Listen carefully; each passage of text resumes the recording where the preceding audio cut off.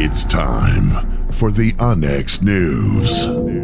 Extraterrestrials, time anomalies, dimensions, remote viewing, UFOs, UAPs, and USOs, ghostly encounters, abductions, Bigfoot, and more.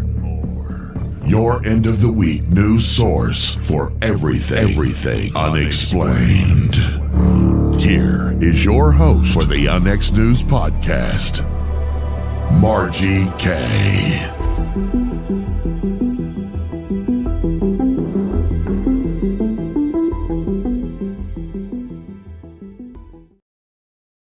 Good evening, everyone. Welcome to this evening's broadcast of Unexed News. I'm your host, Margie K.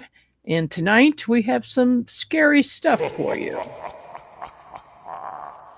Well, my guest tonight is one of the authors at Unexed Media, and he has written a very unusual book. In fact, we didn't used to carry fiction books, but when I read his work, and after seeing a lot of his work that he has contributed to Unexed magazine, I made a decision to change my mind on that. So now we do fiction, and not only that, horror fiction. Derrick Smith is a horror author, paranormal investigator, and researcher based in Pittsburgh, Pennsylvania. As co-founder of Iron City Paranormal, he has spent over a decade documenting unexplained phenomena and uncovering the stories behind haunted locations. His dark fiction draws heavily from the real accounts, interviews, and evidence gathered during his investigations. Derrick's fascination with the unknown began in childhood after a profound encounter in the woods behind his home, a vision that sparked a lifelong pursuit of understanding what lies beyond. Outside the paranormal, Derrick holds a bachelor's degree in project management and works as a project manager for PathView, a Pittsburgh startup improving urban accessibility through pedestrian mapping. His work, whether technology, research, or storytelling, reflects his trademark curiosity and analytical approach. Welcome to the program, Derrick. Thank you for having me, Margie. How are you? I am doing great. I hope you are as well. And are you in Pittsburgh tonight? I am. Yep. No traveling this weekend. Still recovering and reviewing all of our evidence from our most recent paranormal investigation. Locally, actually, Crafton, Pennsylvania. Indeed, and we're going to get into some of those, of course. But first, let's go to your first paranormal experience. That sounds very scary, in the woods behind your home. What happened? So we lived in the suburbs. They're right behind me, and actually one of our most recent additions to the team, Aaron. We were neighbors. We had a stream in the woods that cut back through both of our properties. I would just hang out back there. You know, there was a trail I would hike. I would walk around. There was a day that I remember this. I was walking back there completely unexpected. I saw it was a figure. It wasn't completely vivid. I couldn't make out all the features of it. So I knew right away something was wrong. But it was a man. He was bent down into the stream and he was filling up. It looked like a canteen of some sort.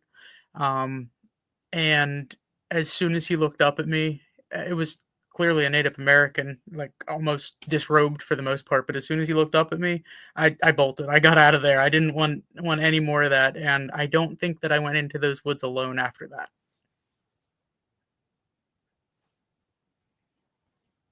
What was that? You were muted. Yes, I am. Was that an apparition then? Yeah, I'm pretty sure that it was.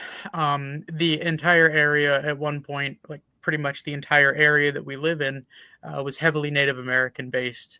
So my only guess, and I researched the area and everything after I got into all of the paranormal stuff, but I never really turned up more than the kind of the local tribes. Nothing major happened on that plot of land. There was no real conflicts. Most of the area was used as hunting grounds.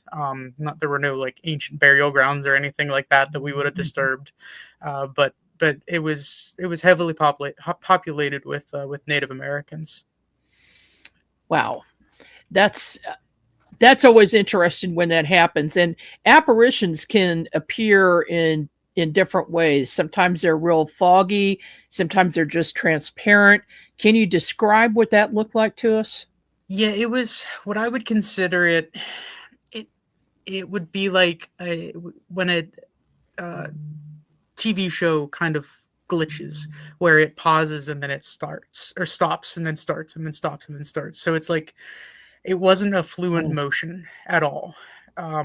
But when it was, you could make it out. You could make out the features of it, uh, to the extent of knowing that it was wearing like some kind of loincloth looking thing. It had a satchel strapped over him.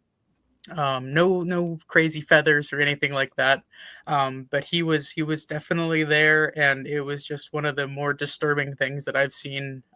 And honestly, probably the most vivid thing that I've ever seen as far as the paranormal goes.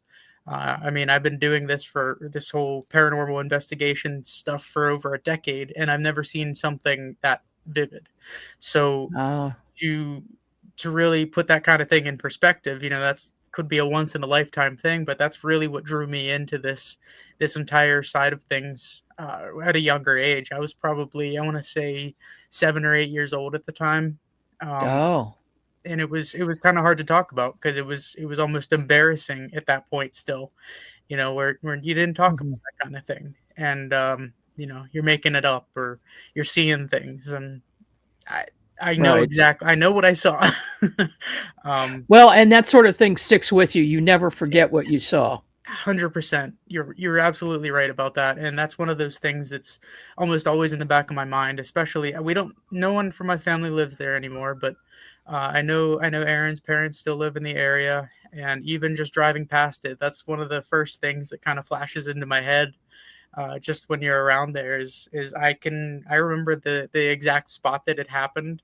I can still see the Uh, the woods, the stream. I can still see all those kind of details of the location of it. I mean, to the point where I could actually probably go back and visit that spot, to this day, and tell you exactly where it happened. well, have you ever investigated that spot? We have not. It's not something that, as interesting as it is, there's really no. First off, there's no good spot to do it back there. It's like a valley, so it would go Mm. all the way down. Good for hiking and things. We played paintball back there when I was younger, but we've never actually gone there to do any kind of investigation. And to be honest, I don't know 100% who even owns the property, to even ask. I mean, we could go door to door, but Oh, yeah. we'd probably get some weird looks. Well, indeed. We've got a question in the chat from Patsy. She says time glitch instead of apparition. What do Yeah, you I think see about that. that? That's actually a great point. Never really thought about it all that much. Uh, as far as what it possibly could be, my mind's always just gone to apparition. And like I said, I've never Mhm. seen something that clear ever again. So it's highly possible. I read up a lot on time glitches like that, so it's very possible. My only I guess my only thought with that is it seemed to notice me. Um, and Oh, typically whenever you're seeing or hearing about these kind of time glitches, they're not necessarily intelligent to the point where they're interacting, or reacting to right, the things around you. That's just kind of happening. But I right. know that I kind of took a step. I know I took a step back. Like, I was walking towards him, saw him, and I immediately stepped back. And I know for a fact that I made like those crunching noises in the woods, in the sticks, the brush, the Hmm. foliage, what have you. And as I did that, that's when he kind of got up from his filling up of a canteen, or whatever it was, whatever water thing it was. But anything's possible. I mean, we know that from doing what we do. So that's a good as guess of as any. I've never really thought Yeah, about it that way, though. That's a great point. yeah. The when a person sees something that happened in the past, I call it a time imprint, where Mhm. you're looking at something. It's like a movie that's been recorded and you're watching it. But then when you have that interaction, if the the person looked at you, if the spirit looked at you, or if they try to interact in any other way, then you've got to leave that time imprint idea behind and I go mean, with something else. yes and no. I mean, there are still the theories that whenever we see those things, they can see right back to an extent. So it's Uh, possible that if you go that route, that I actually I kind of interacted with the past. If that's the case. So for what we don't know, as far as those things go, anything is possible. And actually, I've done, I don't want to say heavy research, but I have done research on those kinds of things. One of my favorite stories, ghost stories about Gettysburg, actually revolves around a time slip like that. So, it's very possible that I did interact with something from the past, and maybe that's just something we don't know about it, and it did interact back to me. mm-hmm. Okay, so we're coming up now to today, and you've been doing investigations for a long time. We've got a few pictures that I'm going to go ahead and bring up, and we'll ask you to discuss. Yeah, so the pictures that I had sent you recently here, these are all from Caliente's Pizza. This is the most recent paranormal investigation that we conducted about 2-3 weeks ago at this point. Very interesting location, to say the least. There's not a lot of history on the location. It's been 3 restaurants, and before that, it was some residences. As far as the residences go, I've done some digging as far as past ownerships, but really, there's only one family that really sticks out, and that family is actually involves one of the only people who had actually been claimed. Well, I don't want to say died on the property, but they had a heart attack leading them to death. So this is the attic. This Okay. is where we had a strong interaction with a male entity. We do believe that we spoke with a man named James O'Donnell, who, as I was just talking about, he was the only person to have died or come close to death on the property. He went by a name of Jimmy, and we actually caught some of those names. Now, the picture that you're looking at here is one of the windows that looks out the front. This is just a plain old picture.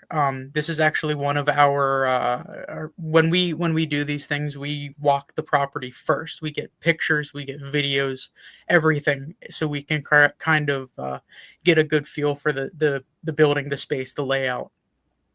So whenever I'm reviewing things and I'm looking through these, and I see something that's out of the ordinary, I have something to go back to. Now, this picture is just a shot of this window. There is nothing out of the ordinary here.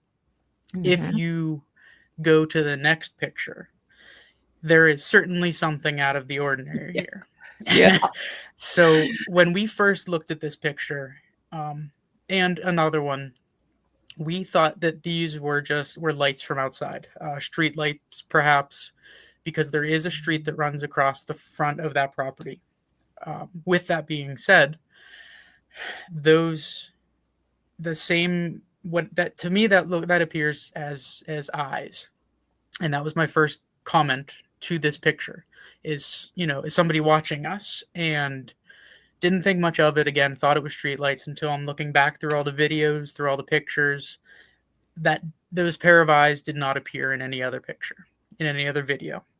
Mhm. So unless there was some kind of crazy flash outside that we're unaware of, this, incredibly enough, the same.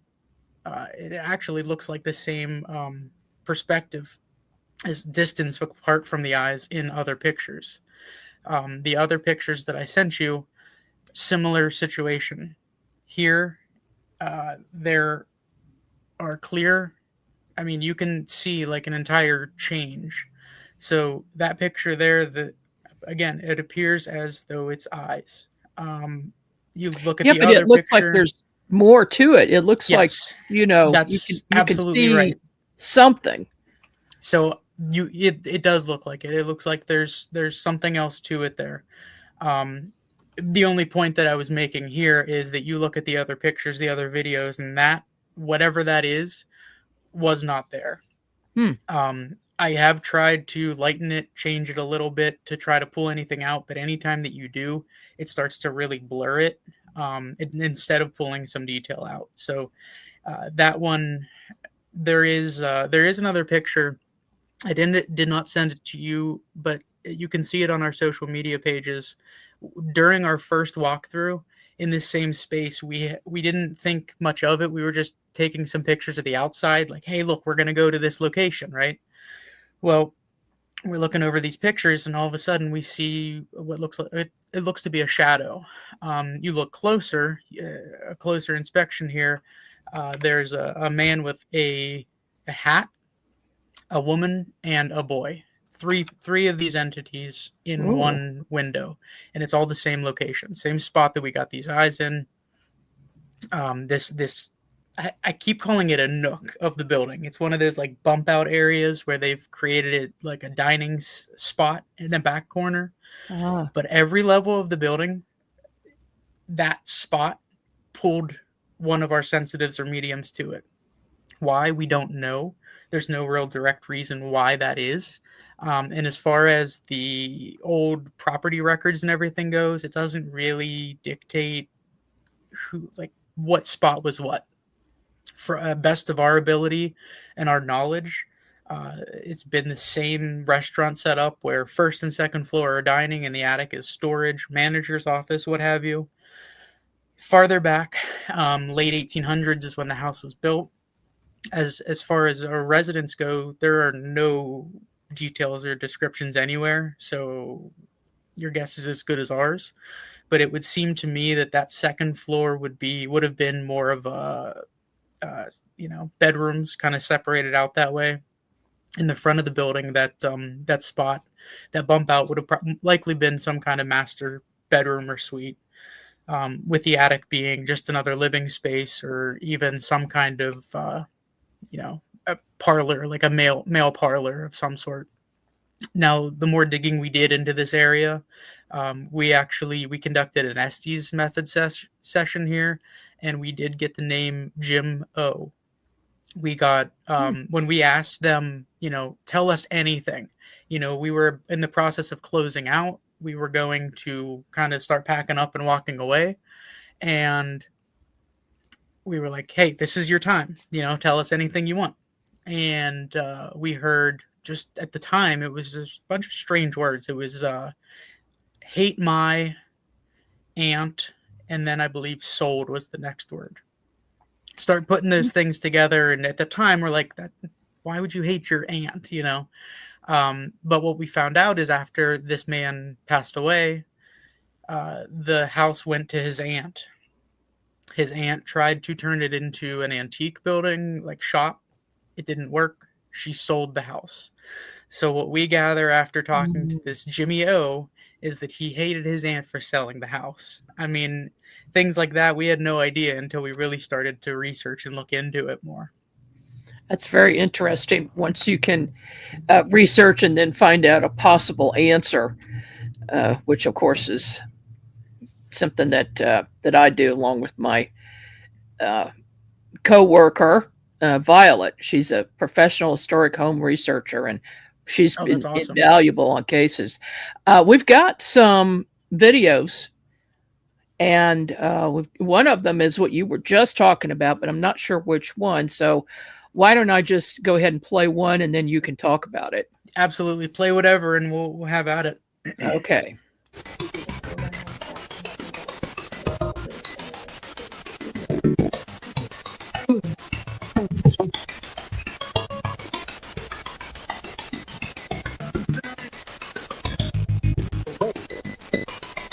Okay, Jimmy, I think we're gonna let you go.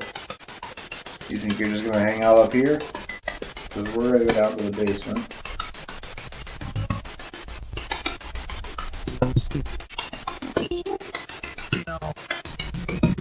Thank you for your time. We thank you for the information that you did provide us.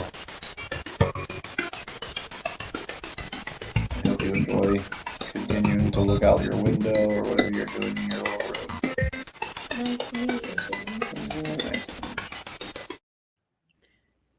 So what we've been recently doing, Dan is much more of a sensitive, I would consider him, where he can make out features such as clothing, heights, kind of their build. We had Sabrina with us, who I believe commented on the video on this live recently. She is a medium, and this was our first investigation together. And she was actually able to pull more things out, more details, more communication. And then you toss Erin into the mix, and she got details. And what she started seeing was this man's face. So we put all of these details together, and we use AI as a tool, as it should be used. And we come up with some of these really interesting. They're sometimes mind-boggling when we show them to the sensitives, and we get this feedback. You saw in that video the old man. Mm-hmm. That is exactly what they pictured. After we enter all the details in, all of their descriptions in, that's the old man that they were seeing, which is incredible. Yeah. Regardless, in this video, obviously we put the words in there, so it's a little bit of a cheat factor, but that's more or less just to give you an idea of what we were hearing. And all of these things, we told this man a few times, like we were going to leave, but he kept talking, so we kept talking. But you could hear how agitated he started to get, and eventually he started giving us the outs and goes, and he started putting those things together. But you could see how active he was, and it's pretty incredible. Yes, Sabrina says it's definitely been a great tool to use to show what we see. I agree. I've been using ChatGPT. I hesitated using it for quite some time, and then I have to do a presentation tomorrow, and so I was just kind of zhuzhing up my presentation a little bit, and I thought, well, let me try this. I can't believe how good it is. 100%. I didn't really want to at first. I don't even know how I first started getting into it, but I've pressured Dan to get to draw, to sketch what he's seen. He used to draw a lot, so I know that, and I was trying to pull that out of him, but he never thought that he could do it justice. So I'm like, I want to see what you're seeing, and that was really the option there, was to put all this stuff into ChatGPT and just see what happens. And we've been hitting some home runs with these. It started probably about 8 months-ish ago when we started to do that, and ever since it's just it's been pretty incredible what it's produced for us. Well, it really jazzes up the video, that's for sure. Okay, we've got another one here. It's called My Movie 32. I'm going to play that. Is there any last thing you would like to tell us? Hate mine. There, we're going there. What do you hate? Yeah. You hate your aunt?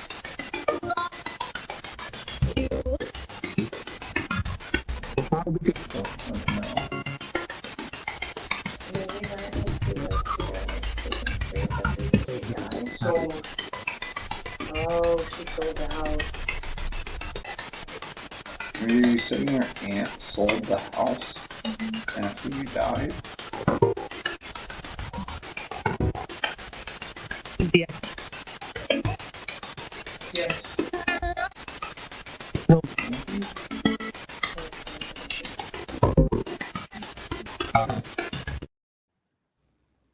So obviously in an SD session, I'm not here. I was the one that was under that. I didn't capture everything apparently. So upon our review, what we do is we take the recording that's in the room and we take the actual spirit box recording and kind of overlay them. So then you can make out this kind of both sides of the story, of the conversation. And Okay. that's what you're hearing, is that kind of combined product of both the spirit box and the room microphone. And there was a lot, it seemed, under that, but I didn't feel confident saying it in the time. But what I did hear kind of live, we were able to continue the conversation there. Those were the moments that it was, I hate my aunt, and then sold. And we even got an affirmation of yes when we had asked if we put all that together, and we actually got a pretty firm yes there, as far as the response goes. Yeah, and as I was listening to it, I did feel like there was some more talking in the background that was kind of low. It wasn't coming through clearly. Yeah, there's a lot, it seemed, that were underlaid under that. But again, this is one of those moments where you try to clean this up, and then it just gets more mumbled and jar. It's hard to do at some of these points, because otherwise you're spending hours upon hours on some of these things. Oh, yeah. So we really just tried to hone in on, I don't want to say the important things, because they're all important to us, but the more clearer, or the ones that are more outspoken, or that make the most sense, especially in the time, and what kind of ties into the sensitive and medium's point of view, feeling, sensations. So ultimately, this story is telling itself. We just have to pull it out. Gotcha. Okay. And here is the next one. It's short, 11 seconds, looks like.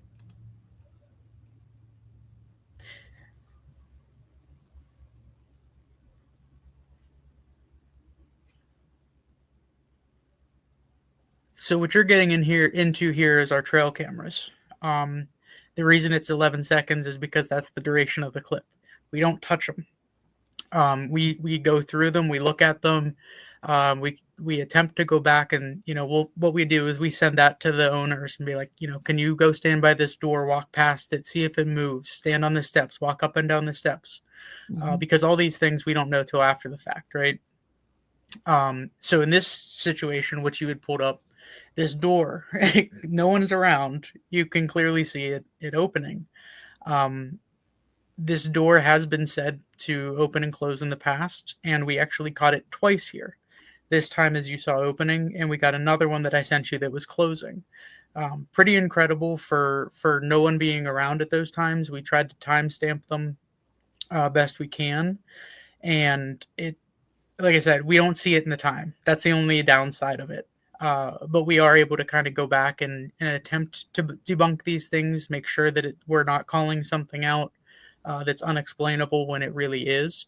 So that's the downside of using the trail cameras, but it takes away so much of the just sitting and staring at a screen for hours on end watching a stationary video.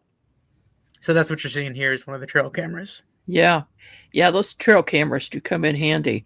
I've got two more here. I'm going to go ahead and play the next one.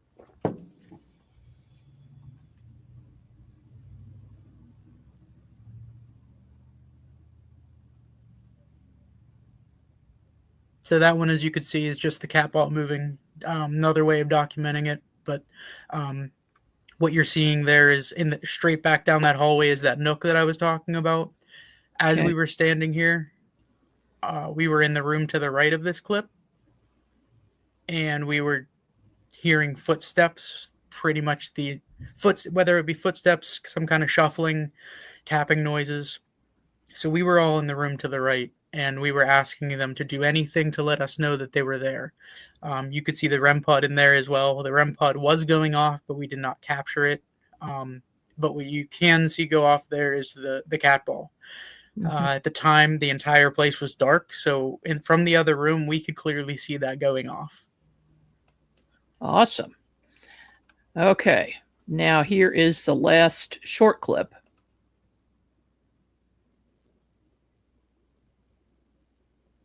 Yeah, looks like that door's moving.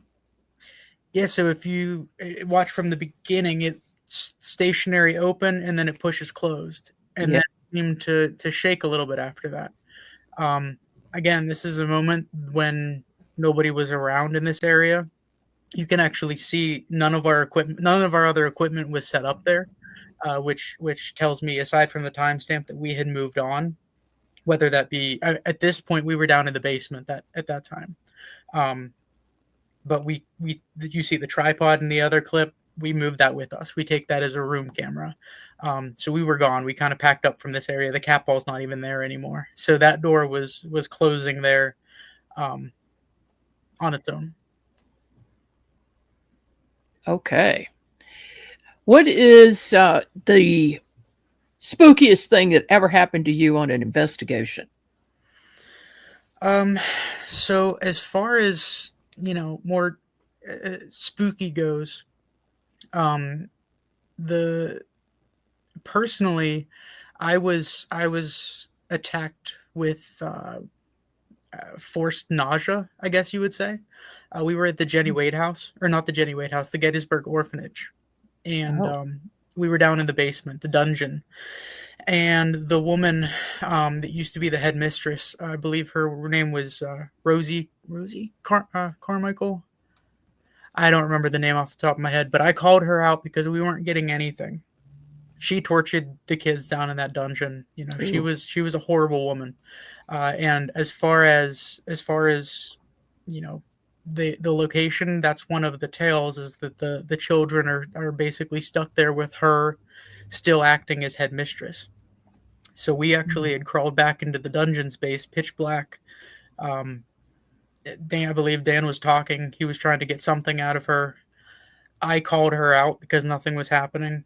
And I don't usually do that. As soon as I did that, I just start dry heaving. I mean, I'm physically sick, upset stomach. I wanted to get out of there. Ultimately, that ended our night. That was kind of it. We're like, we're done. So we got out of there. I was actually told to leave the premises, like get out there, and don't try to clean up anything, get off the property. So I kind of, got out of cleanup duty that night. But yeah, that was scary because I had no control over it. It came out of nowhere. I didn't know what to do, really. Like I said, I don't usually call anybody out. That's not usually what I'm doing. So when I did that, it was kind of out of my norm anyway. But that was frightening to me. I know as far as kind of as a team goes, we've had things thrown at us before, but at one particular location, Fairfield Infirmary, we had rocks thrown at us, to the point where we're leaving. We were in a mental ward, where these people did not know right from wrong. And down that hallway, they were actually down the hall from children. So you put those two things together, you can only imagine what kind of horrible things took place there. So we were in the room with just a bunch of steel bed frames that were, I wouldn't say leftover. I'm sure that they were replicas to give you an idea of what the location was actually like, but who knows? So we were in this room and we're sitting down, kind of prepping ourselves. All of a sudden, we hear this like clink off of metal, and like, did you throw something at us? What did we do to you? So we asked them not to throw things at us. We come with respect. We ask respect back. There's nothing malicious or harmful that we're doing here. We just want to talk to you. We're giving you the opportunity to speak. And as we say that, another rock is thrown at us. And we're on our hands and knees looking for this rock. It's old drywall, not even drywall, but like spackling. It wasn't even from that room. It was from a different area of the building. And we're like, okay, we're starting to get uneasy. We don't want to be here any longer with things being thrown at us. My first thought was, is the building falling on us? Right. But no, it gets thrown at us a third time, and we're like, we're done. We're out of here. We don't want to get things thrown at us anymore. We didn't do anything to you, so obviously we're not getting anywhere here. So we're out of here. But I know that really frightened us because we felt like we were being attacked. Like, Well, I guess so. It worked Yeah. though. They got us out of there. Do you find that spirits usually want people to leave their space, that they think it's their own? It's situational. We've run into both, where, both sides of that. I mean, where yes, they want their space, they want their privacy, their alone time, their quiet. Which actually, to be honest with you, that's how Calientes started. Is that man in the attic? It seemed like he wanted us out. He wanted his alone time. Mm-hmm. But you also get the other side of that, where they want to be heard.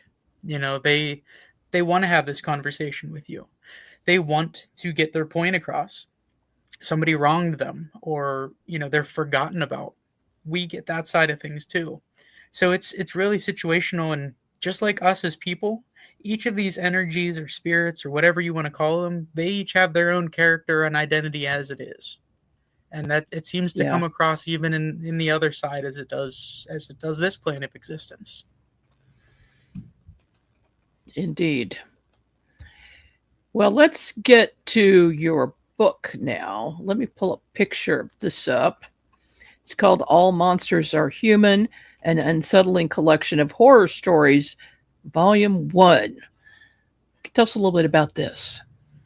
Yeah, so the book kind of dives into the idea that our emotions are the real monsters in us. Love, anger, grief, despair. They don't just necessarily influence us on a regular basis, but they can actually manifest inside of us. And then they can kind of portray themselves however you see fit, whether you have control of it or not. This all kind of comes from my basis in the paranormal, combining that with my love for everything horror, and it's a lot of what ifs. So it is fictional, but on the flip side, I do a lot of research into a lot of these things. I talk about some of these asylums. These are real places. These are real people. They actually existed. This is how things actually were. Now, what if something took a turn for the worse? Or what if it's something happened that we really don't know about? It kind of just harkens back to the worst thing here on this planet really are humans, best and worst, the flip side of the coin, right? But it really dives deep into our nature, our human nature, and the darkness within each of us, where we truly can be the best thing ever, help the planet, help each other. But then you see and you hear about these horror stories. I mean, especially this time of year, like Netflix just released the Ed Gein story.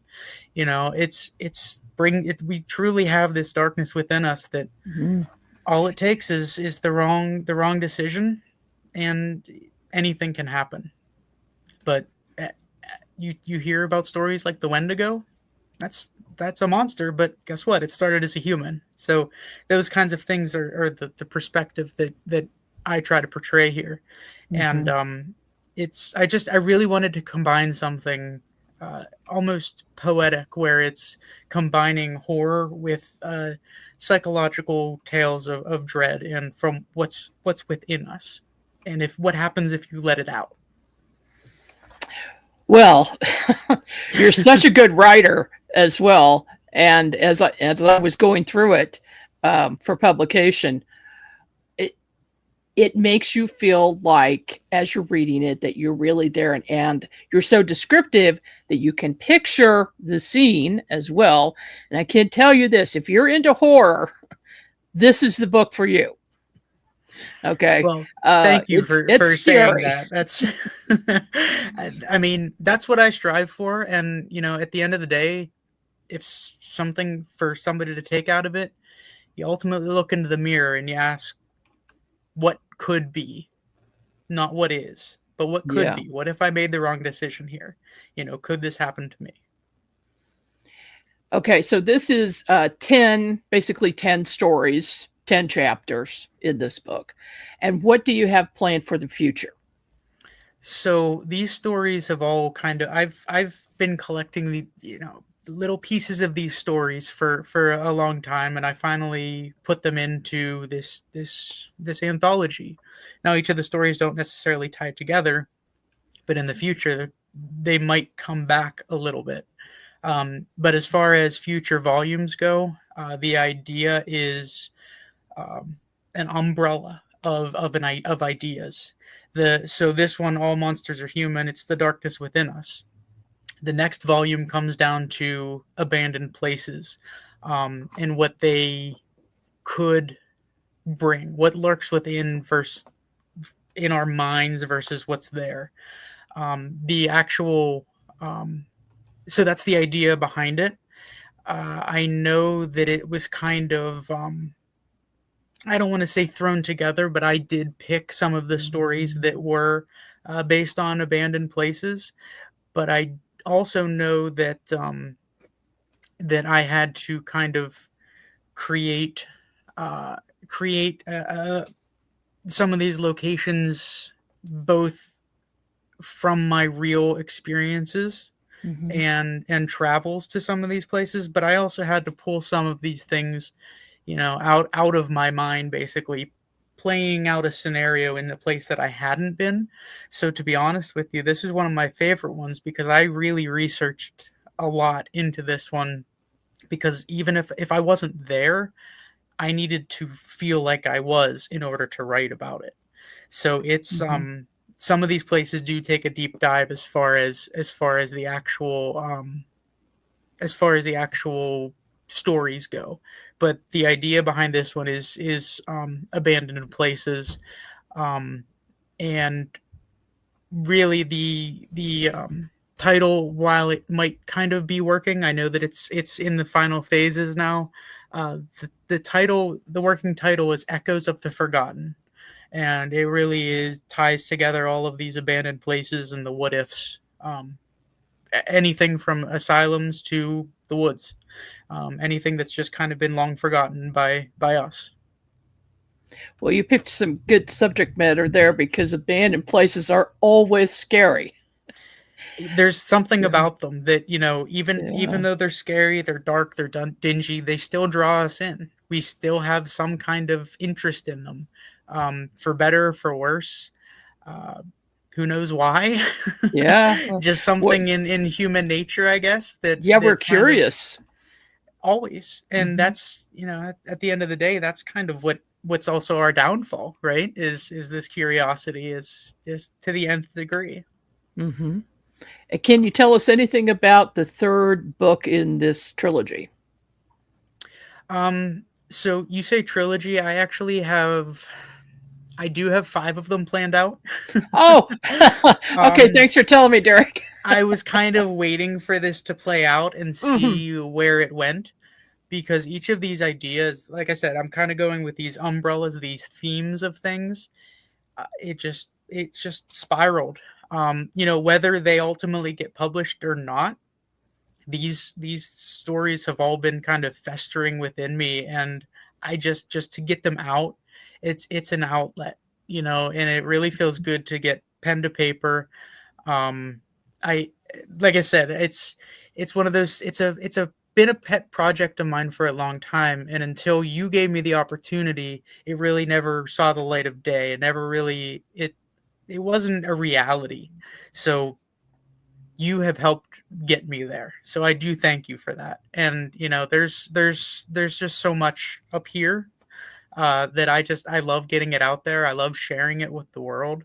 um but as far as the third goes, the third installment, um that one is kind of definitely up in the air as far as what they are. But I do have an idea for it, and it's I would say, let's cult related. um drawing the lost, the forgotten, kind of pulling those strings, seeing how we can control other people. And so Oh. I would say the third one is definitely strongly cult related at this point. Oh boy. Yeah, because real cults have done some terrible things. Absolutely. And they're And really scary if you think about it, because you don't oh even know you're yeah, in one until it's too late. exactly. And that has happened. I know some people that happened to. They didn't realize what was It's going on. frightening. Like, It's a whole different. I know one person personally who kind of lost themselves completely and were pulled into this, or were starting to get pulled into this, and they didn't realize it. mm, mm. Um, so I can only imagine what would have happened to them if they continued down that rabbit hole. And to get yourself so lost, I can't even imagine. Well, I can imagine, but personally speaking, how you get there is beyond me. That sounds like it should be required reading for every college student, so that they know ahead of time how they're What they're going getting to get into, you. yeah. Yes, because they do have certain methods, and they're very sneaky. They're trained from the get-go. Oh gosh. So what do you have coming up as far as investigations are concerned? Do you have any plans for new sites? I mean, there's always something new, something around the corner. Mhm. Typically this time of year, we try to take things back a little bit. Oh, excuse me. From Thanksgiving, Christmas, New Year's, all the holidays coming up, we typically scale back November, December. We kind of leave it open for, as we've talked about before. We do some cleansings and Mhm. helping people out, so we kind of leave those open ended for almost emergency basis. There is one in the works. We're trying to plan it out. Whether that happens in December or January, it's unknown at this point. We're trying to get there, but it's a firehouse. So one Ooh, that's that never sounds been fun. it's never been investigated before. We're putting some history together on it just to try to help them out. So yeah, we're trying to plan that out, but it's that's the next one that would be in the works. Um, After that, we do have a few locations planned out for next year in a town called Waterford, Pennsylvania. And this Ah, is actually a different version of writing that it's actually me and Dan going in on this. And we've started interviewing people that have lived there their entire lives. The town was literally paved in bone. Um, there were cemeteries that were dug up, and in that dirt, they repaved their roads. What they didn't know were they were cemeteries, so they were literally paving the no. road in bone. Oh, And the that is a entire first. I've never heard of that. it's exactly. So the idea was haunted towns, and when I was talking to Dan about it, that's the first one that came to mind. We've investigated two properties there before with really good results. We have two more lined up for next year, possibly a third in the works. But the idea is to put all of these stories to paper, record them, document them, kind of see where that takes us. But the hope would be to get that to be a publication as well. Between all of their stories, which are just adding up. We sat there one day expecting to sit down and talk to these people for maybe an hour or so. We were there for about 5 hours, I think, just taking all these different stories. So it was extremely interesting, but Wow. it's a lot to take in.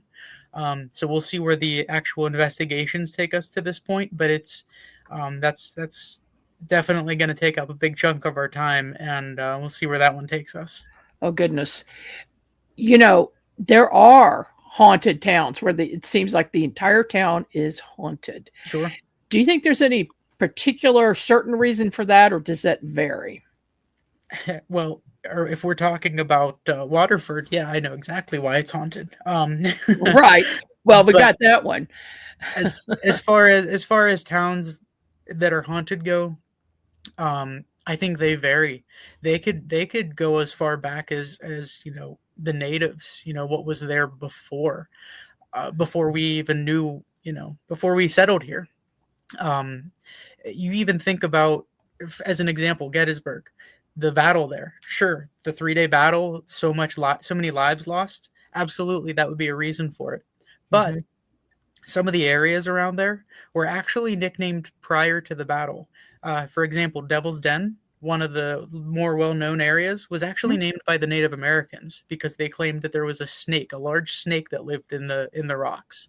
So that area, prior to the battle, all the death and bloodshed, it seemed to be a potential to be a haunted town as it was.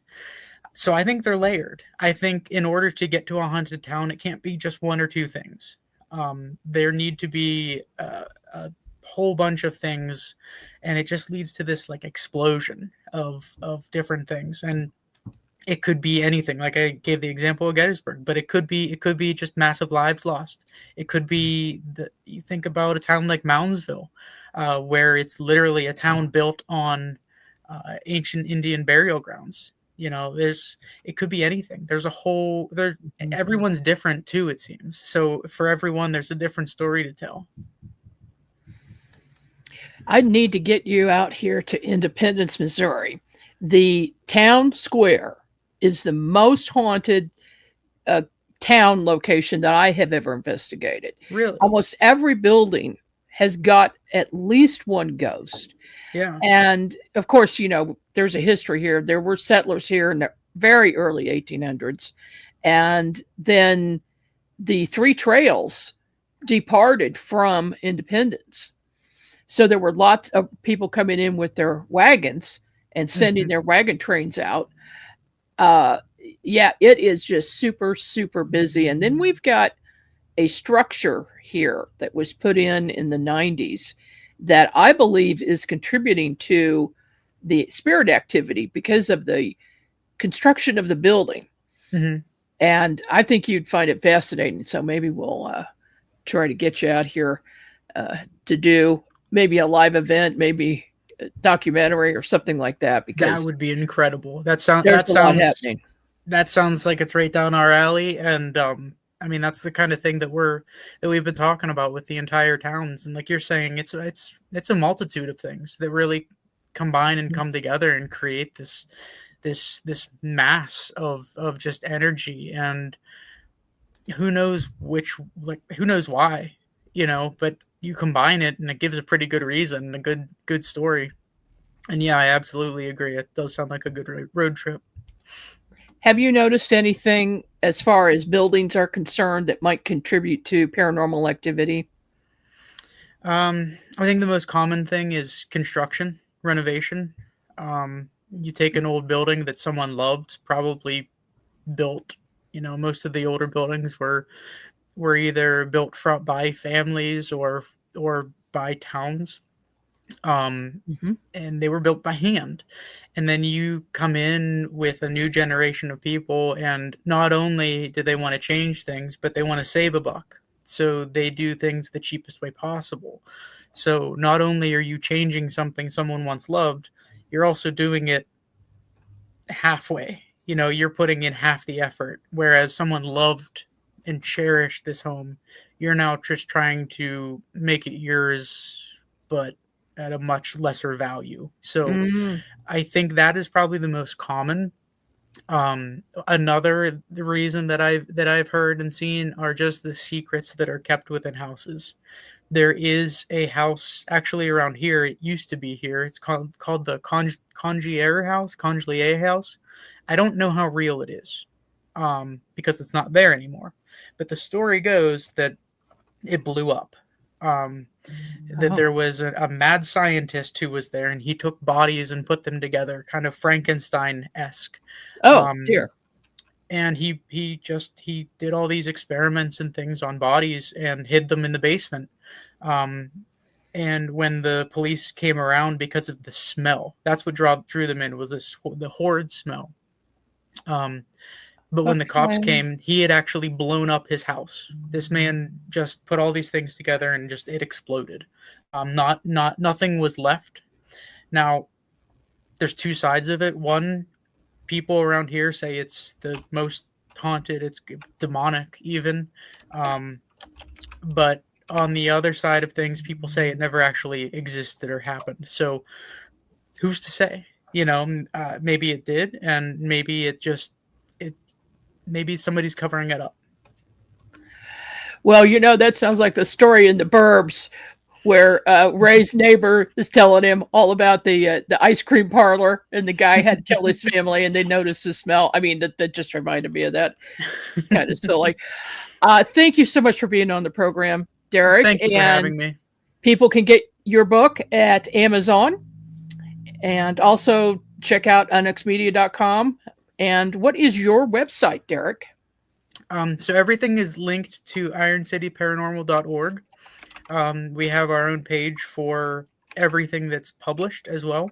So being that we also link most of our investigations to UNX, we have all of the magazine links there as well. So you can find the book, you can find the magazines, both on a link on our site.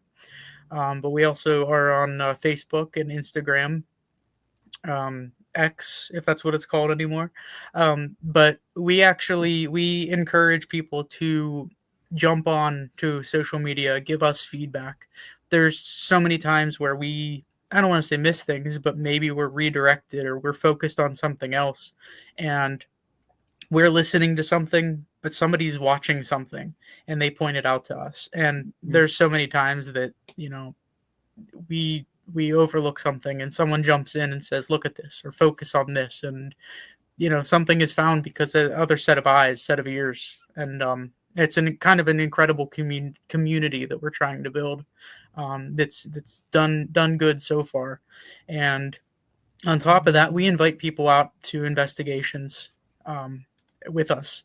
It's one of those things where we've made a lot of believers out of non-believers, and it's just kind of an open forum to get people involved and experience something they never have before. Awesome. Totally awesome. Thank you so much, Derrick. It's been a lot of fun. I hope you'll come back again sometime. Absolutely. Thank you for having me. All right. See you folks later. Be here next week.